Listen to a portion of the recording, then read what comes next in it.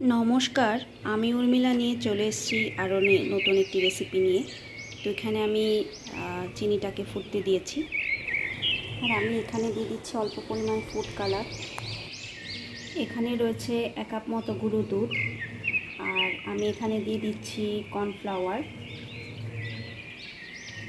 এখানে রয়েছে একটা ডিম, রয়েছে খোয়া ক্ষীর, রয়েছে ছানা। এতে আমি দিয়ে দিচ্ছি ছানা, ঘি, কর্নফ্লাওয়ার। এবার আমি ভালো করে সবগুলো একসঙ্গে মেখে নেব। এখানে আমি অ্যাড করেছি কিছুটা ময়দা। ভালো করে এবার সবগুলোকে মেখে নেব।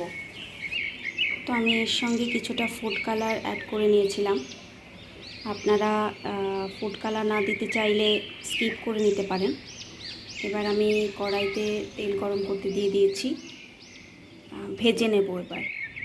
তো এই তৈরি হয়ে গেল খুব সহজে গোলাপ জামুন।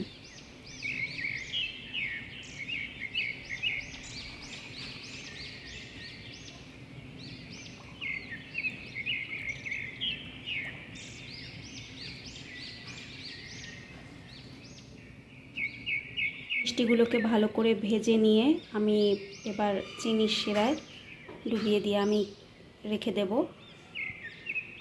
এতে করে মিষ্টি নরম হয়ে যাবে।